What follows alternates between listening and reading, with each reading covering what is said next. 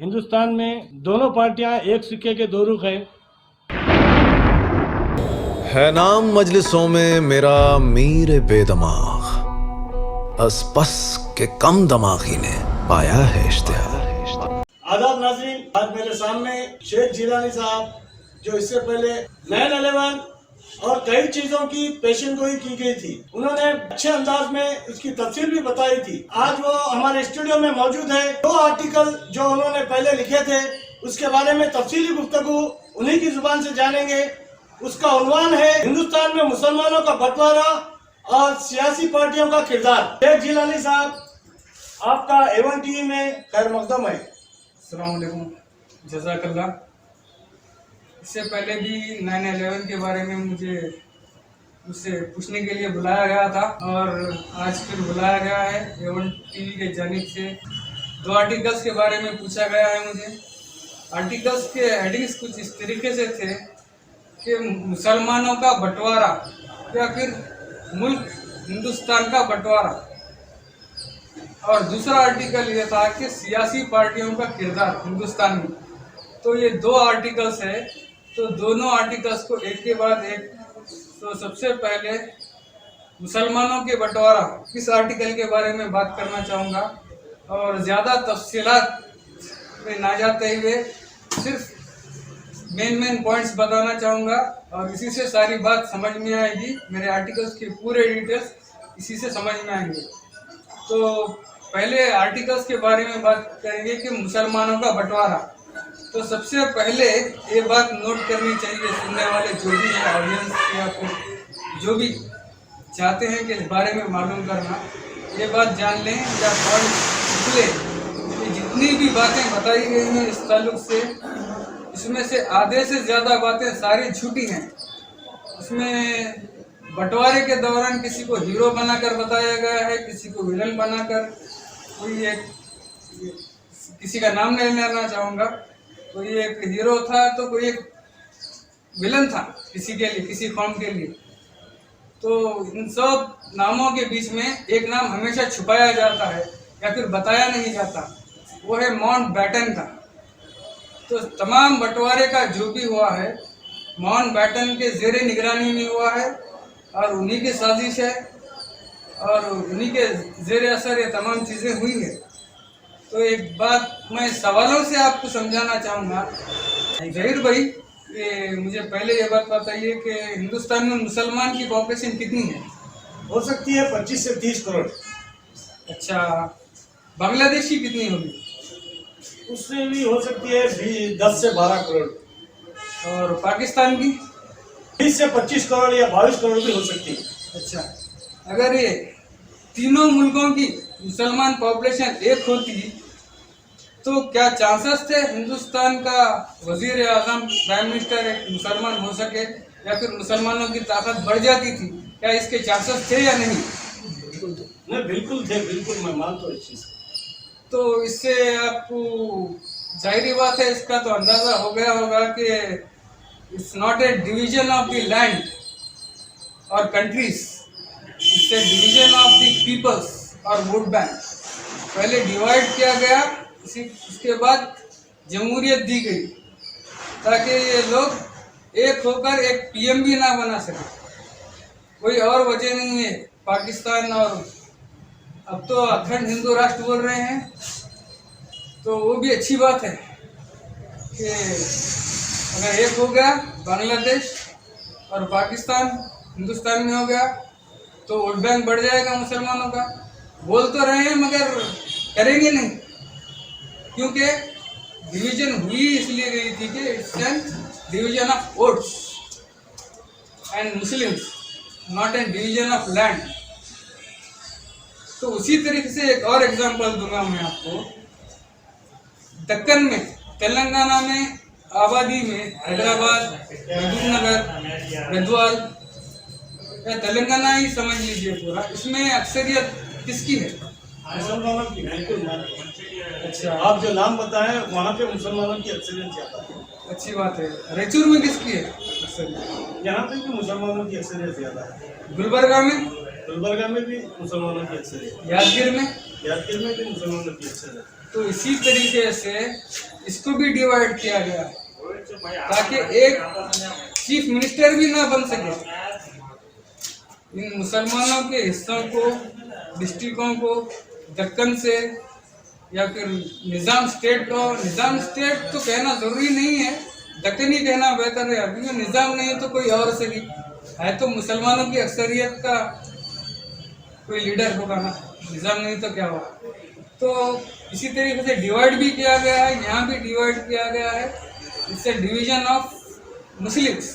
यानी दक्कन को 2 रियासतों में तकसीम किया गया है, ये बोलना चाहिए। 2 नहीं, बहुत से दक्कन के जो मुसलमान अक्सरियत जो डिस्ट्रिक्ट आते थे, जिले आते थे, उसे कुछ महाराष्ट्र में भी फेंक दिया गया उठाकर, कुछ कर्नाटक में अलग किया गया है, ताकि एक होगी कि एक स्टेट का सीएम, चीफ मिनिस्टर तक ना बना सके।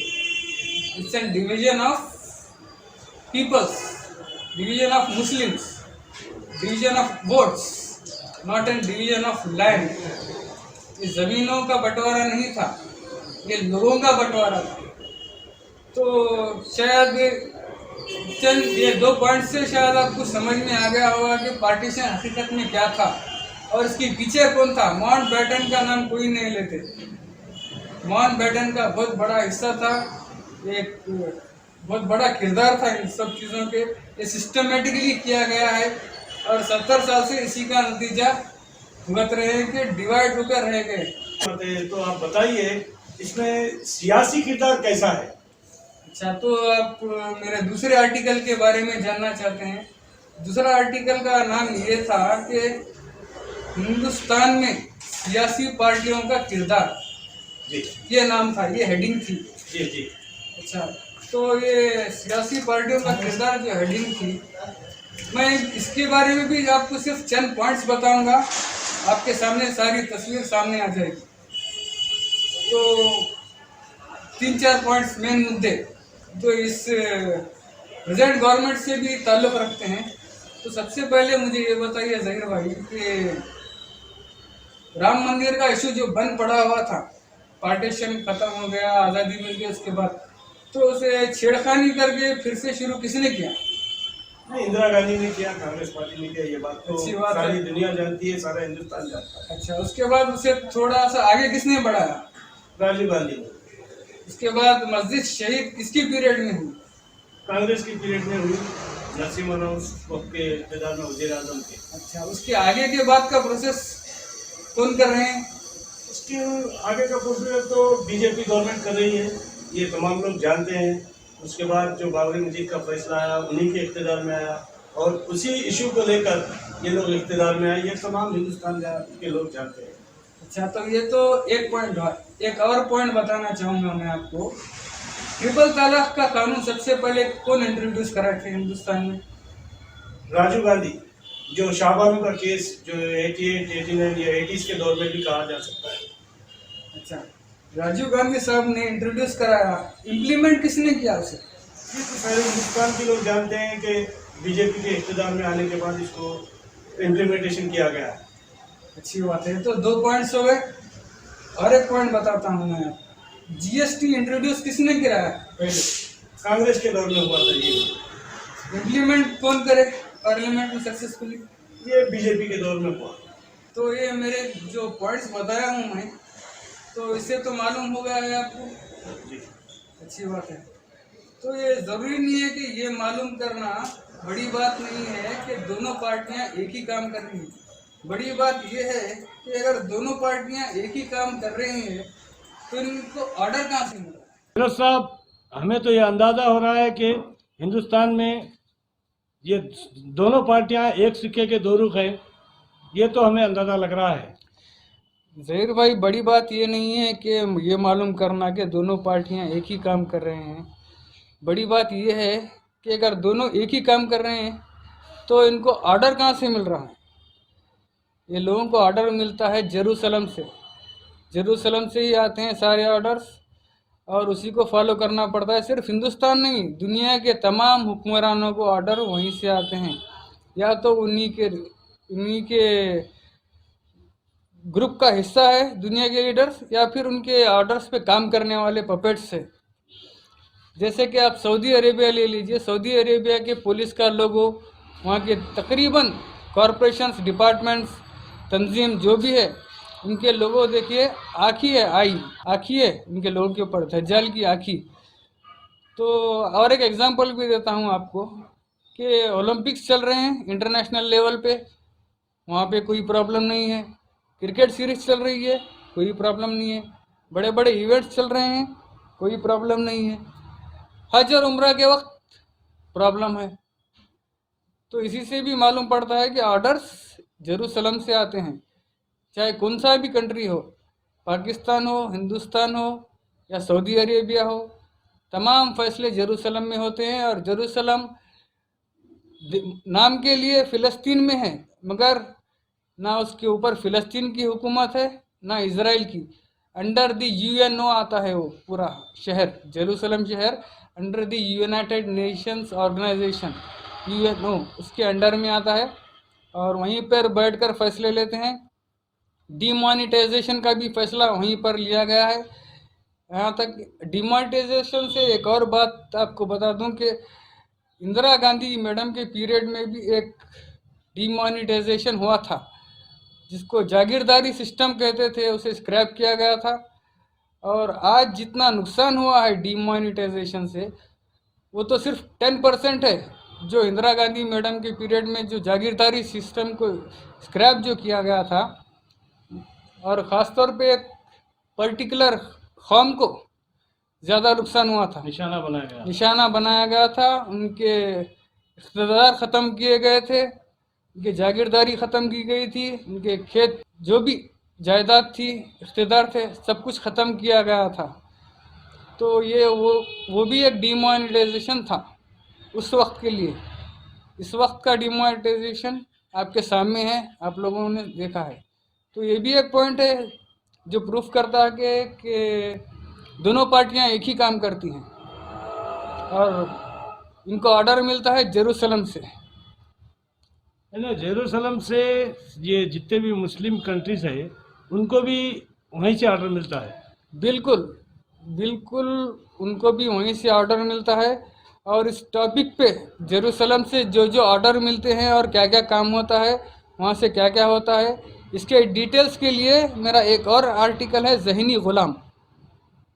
तो उसके अंदर इसके तमाम डिटेल्स आएंगे और इसके आर्टिकल्स की SMS में है, आपके इरफान साहब के ग्रुप में और इल्मी मालूमात में भी था आप लोगों के ग्रुप में। और डिजिटल आर्टिकल से प्रिंट के लिए तो इनकार करते हैं लोग, डरते हैं इस तरीके के बातें प्रिंट करने के लिए। तो कोई भी पब्लिशर प्रिंट नहीं किया इन सब बातों को। कुछ यकीन नहीं करते कि कुछ पब्लिशर्स को समझ में नहीं आता, कुछ लोग यकीन नहीं करते बात पे, और कुछ लोग डरते हैं कि कहीं हमारा प्रेस ना बंद हो जाए, पेपर ना बंद हो जाए, कोई इशू ना हो जाए। इसलिए मैं डिजिटली प्रिंट मीडिया से ज़्यादा डिजिटल में लिख के फॉरवर्ड करता हूँ। वो इससे पहले कि आपकी गुफ्तगू ख़त्म हो जाए, मैं और एक सवाल किया था आपसे कि NRC का जो मामला था बीच में जो आया था, जी, तो उसके ऊपर आप थोड़ी बहुत गुफ्तगू करें, अच्छी बात तो है। बेहतर रहता। NRC का इस तरह से है हमारे ज़हीर साहब, तो मेन बात ये उठ रही थी कि कागज़ नहीं दिखाएंगे। इसी बात को पकड़ के बोलता हूँ मैं कि आपके पास 2 व्हीलर है? जी बिल्कुल। इंजन नंबर क्या है उसका? नहीं, इंजन नंबर तो क्या याद रहता है, हमारे पास RC रहती है। गवर्नमेंट को मालूम है इंजन नंबर? नहीं बिल्कुल, उसको तो पता रहता। अच्छा, आपके पास मोबाइल है? जी मोबाइल है। IMEI नंबर मालूम है? नहीं बिल्कुल नहीं। गवर्नमेंट को बिल्कुल मालूम रहता है चीज़। अच्छा बात है।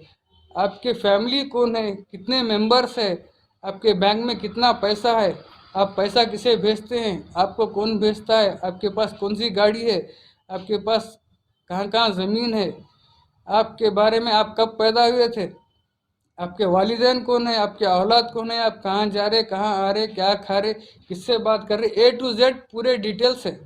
हाँ, ये तो गवर्नमेंट के पास ये तमाम डिटेल्स रहते हैं। अच्छी बात है। तो और कौन से डॉक्यूमेंट्स नहीं दिखाएंगे आप उनको?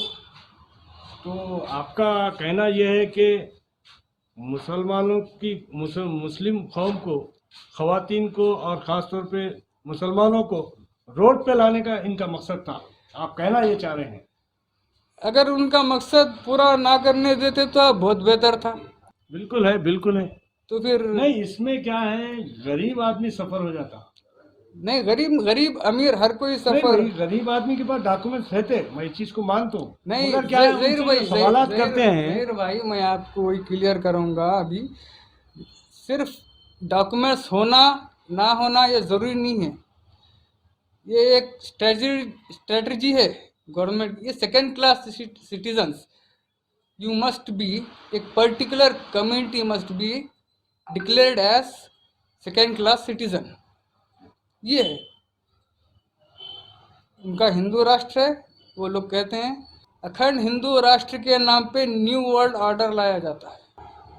ये न्यू वर्ल्ड ऑर्डर क्या है, आप बाकी आगे वीडियो में देख लीजिए।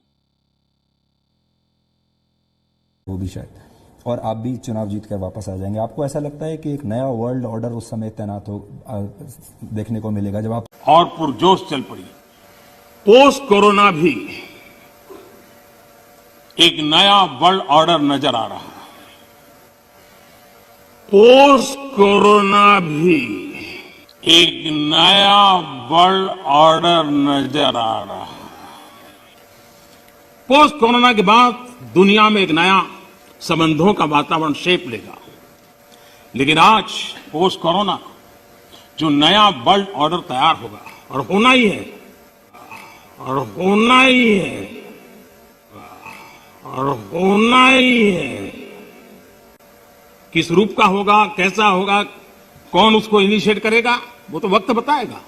ऐसी स्थिति में भारत विश्व से कट करके नहीं रहे। वर्ल्ड वॉर के बाद पोस्ट वर्ल्ड वॉर एक दुनिया में एक नया ऑर्डर, न्यू वर्ल्ड ऑर्डर उसने आकार लिया।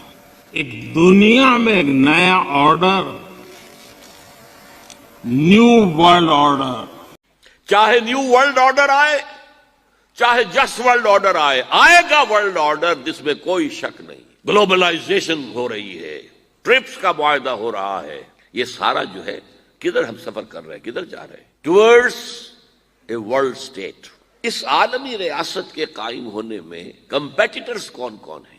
कौन अपना निजाम कायम करना चाहता है? दुनिया को है फिर मार्का रूहो बदन पेश। मार्का रूहो बदन, रूहानियत और मटीरियलिज्म। तहजीब ने फिर अपने दरिंदों को उभारा। तहजीब के दरिंदे, ये है मगरिबी कौमों के लिए बेहतरीन लफ्ज है, तहजीब के दरिंदे। कहते हैं सिविलाइजेशन, सिविलाइजेशन, सिविलाइजेशन। और जो दरिंदगी वो करते हैं, कोई भेड़िए वो दरिंदगी नहीं कर सकेंगे जो वो करते हैं। अल्लाह को पामर दिए मोमिन पे भरोसा, इब्लीस को यूरोप की मशीनों का सहारा। This grand confrontation is very soon to come, very soon to come, very soon to come. एक तरफ अल्लाह है और मर्द मोमिन है, दूसरी तरफ इब्लीस है और उसका सबसे बड़ा एजेंट यहूदी है और यहूदियों के सपोर्टर्स ईसाई है। ये है दो तरफा, ये दो फरीक हैं।